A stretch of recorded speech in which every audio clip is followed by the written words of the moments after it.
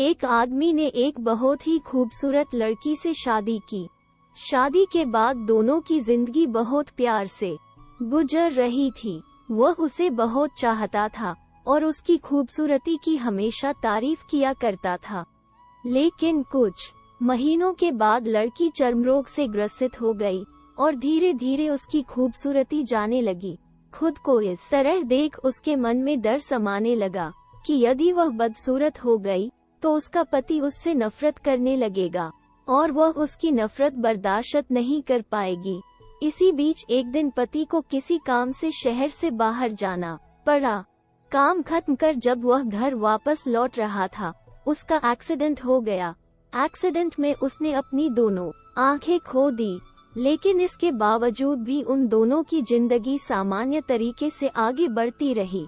समय गुजरता रहा और अपने चर्मरोग के कारण लड़की ने अपनी खूबसूरती पूरी तरह गंवा दी। वह बदसूरत हो गई, लेकिन अंधे पति को इस बारे में कुछ भी पता नहीं था, इसलिए इसका उनके खुशहाल विवाहित जीवन पर कोई प्रभाव नहीं पड़ा।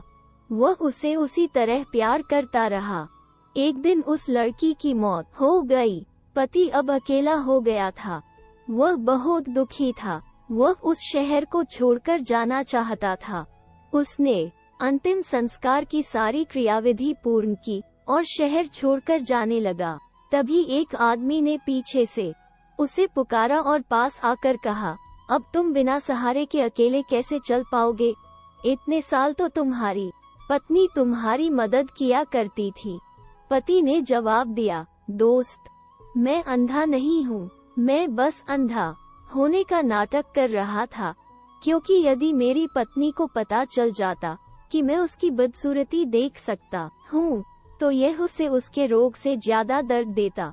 इसलिए मैंने इतने साल अंधे होने का दिखावा किया। वह बहुत अच्छी पत्नी थी, मैं बस उसे खुश रखना चाहता था।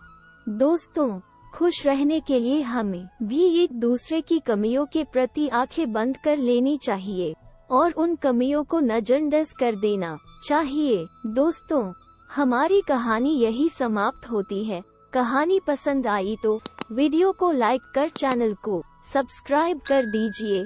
मिलते हैं अगले कहानी में।